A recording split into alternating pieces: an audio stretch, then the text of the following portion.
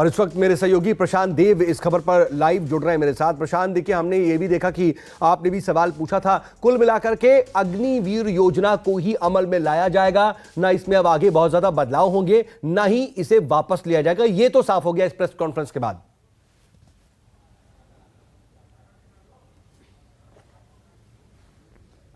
देखिए सऊद, 3-4 बातें महत्वपूर्ण हैं जो मैं आपको बता दूं। सबसे पहला कि जो रेगुलर रिक्रूटमेंट होता था अब वो नहीं होगा, अग्निपथ अग्निवीर के जरिए ही सारे रिक्रूटमेंट होंगे, पहली चीज़।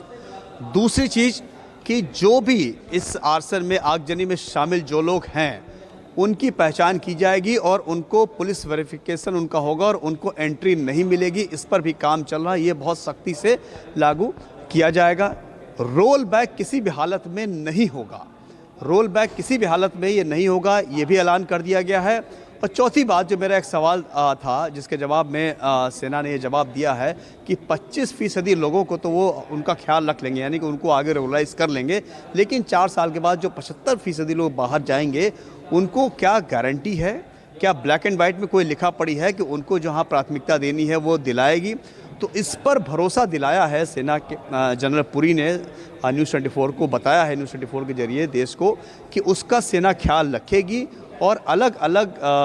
राज्यों में, अलग अलग मंत्रालयों में जो चल रही है कार्रवाई उसमें उनका ख्याल रखेगी। तो इसका भी वो 75% लोगों को, अगर वो बिज़नेस करना चाहते हैं या फिर किसी नौकरी में जाना चाहते हैं और जो उनको वरीयता की बात कही जा रही है उसका भी ख्याल पूरा रखा जाएगा, ये भरोसा दिलाया है। हाँ, लेकिन इसके अलावा जो पूरी प्रेस कॉन्फ्रेंस में बात की गई, ये कहा गया है कि उनको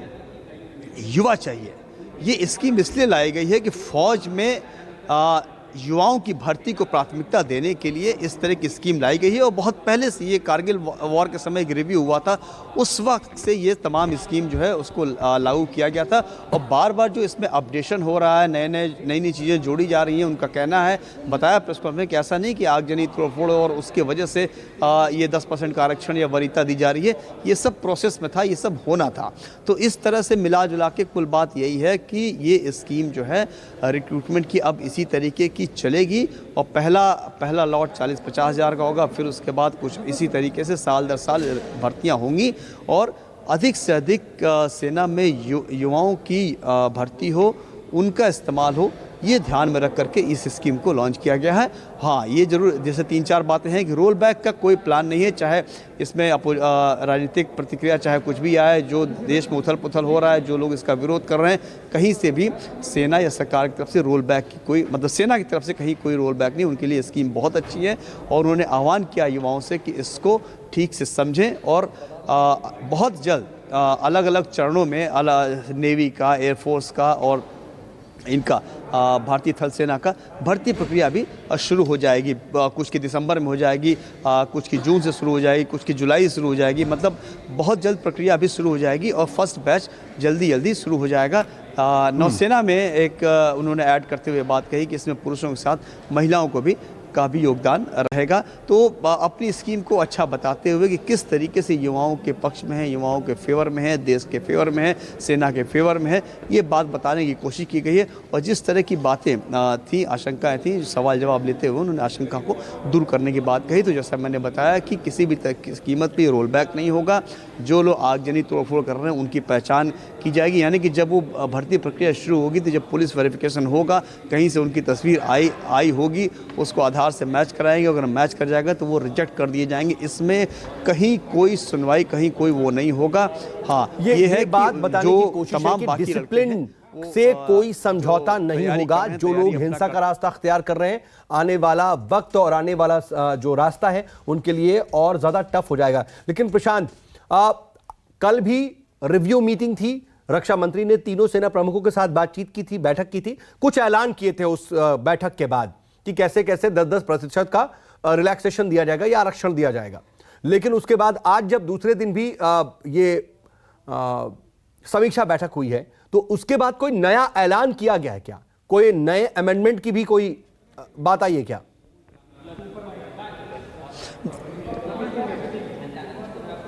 देखिए, वो कोई वैसे नया अमेंडमेंट या नई बात तो नहीं सामने आई है, बल्कि सभी बातों को जो पिछले 4-5 दिनों में जब से ये योजना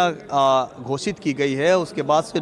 जो नए नए अनाउंसमेंट किए गए उसको कंसोलिडेट करके एक जगह सब कुछ बताने की कोशिश की गई है। बल्कि आज जो समीक्षा बैठक हुई है रक्षा मंत्री के साथ तीनों सेना प्रमुखों की, उससे ये लगता है कि और बल्कि दृढ़ निश्चय के साथ इस बात को बताने की कोशिश की गई है कि हमारी ये स्कीम ठीक है और हम इस पे अड़े रहें, हम इस पे टिके रहेंगे, कहीं से कोई रोल बैक। क्योंकि जब ये सवाल पूछा गया कि क्या इतना भारी विरोध, सड़कों पे युवा उतर आए हैं, इतनी तोड़फोड़ हो रही है, तमाम राजनीतिक दल इसके खिलाफ आ गए हैं, रोल बैक की मांग कर रहे हैं, तो कहीं भी एक सेकंड भी नहीं लगा इस बात को कहने में कि there is no roll back, कहीं से भी ये रोल बैक नहीं होगा। तो यानी कि अपने इस योजना के साथ सरकार और सेना दृढ़ निश्चय के साथ खड़ी है वो, और उसमें कहीं कोई तब्दीली नहीं है, बल्कि उसको और अच्छा बताने की कोशिश की गई है कि ये किस तरीके से बढ़िया है। और जो कोविड का 2 साल था,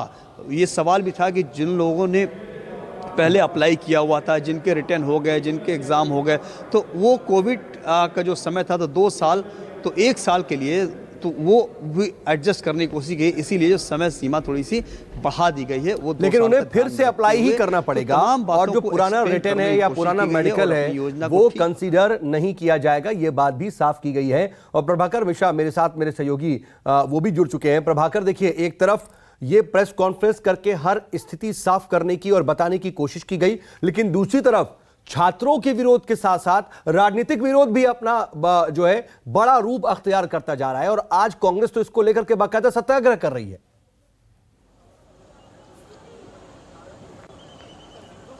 देखिए, कांग्रेस का सत्याग्रह हो और राजनीतिक विरोध हो, ये मसला तो अलग है, लेकिन आज जो हुआ है यहाँ पर जो प्रेस कॉन्फ्रेंस हुई, उसमें जैसा प्रशांत बता रहे थे कि यही होना था कि योजना अच्छी है, योजना युवाओं के हक में, वो सारी बातें बताई गई। लेकिन इसमें जो महत्वपूर्ण है और रेखांकित करने वाली बात है वो ये कि इस प्रेस कॉन्फ्रेंस में रक्षा मंत्रालय ने इस बात को माना है कि जो युवा शामिल हैं इस आंदोलन में, इस तोड़फोड़ में, इस हिंसा में, उन्हें भड़काया गया है, उन्हें उकसाया गया है। और रक्षा मंत्रालय खुद इस बात को कह रहा है कि इसमें कुछ कोचिंग संस्थान शामिल हैं। लेकिन साथ ही साथ रक्षा मंत्रालय ये भी कह रहा है कि जो इस हिंसा में शामिल हैं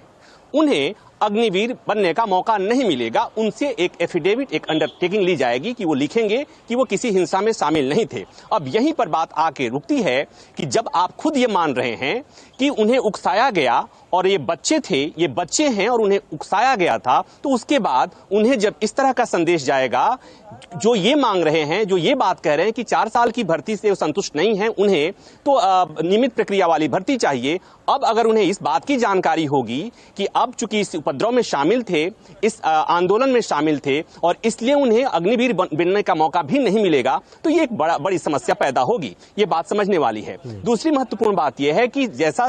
रक्षा मंत्रालय ने कह दिया कि किसी भी कीमत पर रोल बैक नहीं होगा। जाहिर सी बात है, ये रक्षा मंत्रालय नहीं कर सकता, ये कहना होगा तो सरकार कहेगी। लेकिन रक्षा मंत्रालय ये मानने को तैयार नहीं है कि इसके बाद जो ये तमाम तरह की तब्दीलियां हो रही हैं, रक्षा वीरों को तमाम तरह की सुविधाएं देने की बात हो रही है, तमाम स्कीम्स का अनाउंसमेंट किया जा रहा है, उन्हें बताया जा रहा है कि किस तरह से उनके अलाउंसेज जो होंगे वो नियमित सेना के जो लोग हैं उनके तरह होंगे, उनको जिस तरह से इंश्योरेंस कवर देने की 1 करोड़ की बात हो रही है, ये तमाम बातें जो की गई हैं, ये मानने को रक्षा मंत्रालय तैयार नहीं है कि दरअसल ये तोड़फोड़ हुआ, जो हिंसा हुई, जब छात्र आक्रोशित हुए, उसके बाद से तमाम स्कीम्स उनके लिए बताई जा रही हैं, की जा रही हैं। लेकिन बड़ा सवाल यही कि प्रत्येक अग्निवीर के मन में ये सवाल जरूर होगा कि जिस तरह से बीजेपी के एक नेता ने कहा कि हम अपने पार्टी मुख्यालय में गार्ड की नौकरी के लिए इनवाइट करेंगे, जाहिर सी बात है कि रक्षा मंत्रालय कुछ भी कहता रह जाए, सरकार के मंत्री, जिम्मेवार मंत्री कुछ भी कहते रह जाएं, जो इन अग्निवीरों के मन में जो बात बैठ गई है कि ये नौकरी अस्थायी नौकरी है, 4 साल के बाद उनके भविष्य का कोई पता नहीं, उनका ठिकाना नहीं। ऐसे में इस तरह के प्रेस कॉन्फ्रेंस का कितना असर पड़ेगा कुछ साफ तौर पर नहीं कहा जा सकता। और इस तरह की बात अगर ये कहना कि इस तोड़फोड़ और हिंसा में शामिल, चुकी ये बात तो सही है कि सेना में अनुशासन की बहुत महत्ता है, अनुशासन बहुत महत्वपूर्ण है। ऐसे में अगर उनकी अभी से ये संदेश उनमें चला गया, युवाओं में संदेश जाता है कि जो लोग इसमें शामिल हैं, इस प्रदर्शन में शामिल हैं, वो अग्निवीर बनने लायक नहीं हैं या उनकी बहाली नहीं होगी, मतलब ये 4 साल वाला अवसर भी नहीं मिलेगा, तब मुश्किल जरूर होगी। तो मुझे लगता है कि ये तमाम ऐसी चीजें हैं जो बार बार चाहे वो सरकार के लोग हैं, सेना के लोग हैं, सेना के अधिकारी हैं, रक्षा मंत्रालय है, ये बार बार बताने की कोशिश कर रहे हैं कि अग्निवीर जैसी योजना कुछ हो नहीं सकती, और ये बहुत अच्छी बात के लिए हो रही है। लेकिन जो महत्वपूर्ण बात जो कही गई, ये मुझे लगता है कि अगर थोड़ा समय लेकर कहा गया होता, ये पहले योजना के बारे में बताई गई होती बातें, और जिन सुविधाओं का ऐलान आज किया जा रहा है, अगर वो पहले से ऐलान किया गया होता योजना के साथ ही साथ, स्कीम के अनाउंसमेंट के साथ ही साथ, तो शायद ये स्थिति नहीं बिगड़ती। अब जो बातें हो रही हैं, मुझे लगता है कि थोड़ा विलंब हो गया है। अब उसके बाद से सरकार के स्तर पर जो हो रहा है सो हो रहा है, लेकिन जो जिस तरह से सियासत हो रही है, मुझे लगता है कि इस मामले को और बिगाड़ने में सियासत की बहुत महत्वपूर्ण भूमिका है। और सियासत की भूमिका इसको बिगाड़ने में है नहीं है, वो बात की भी चीजें हैं, उसको भी समझने वाली बात है। लेकिन ये बात जो आप कह रहे हैं वो भी बहुत ज्यादा महत्वपूर्ण है कि आज जो बात कही गई वो साफ तौर पर कह दी गई, और 3-4 बिंदु जो बहुत क्लियर तौर पर प्रशांत आपने बताए और फिर प्रभाकर आपने बताए, उसके बाद आगे की स्थिति क्या होगी इस पर नजर रखनी होगी। आप दोनों का बहुत शुक्रिया तमाम जानकारी। नमस्कार, मैं हूं मानक गुप्ता। अगर आपको हमारा ये वीडियो पसंद आया हो तो इसे लाइक और शेयर जरूर करें, और हां, हमें सब्सक्राइब और फॉलो करना ना भूलें ताकि आप देश और दुनिया की कोई खबर मिस ना करें। तो जुड़े रहिए हमारे साथ और देखते रहिए News 24।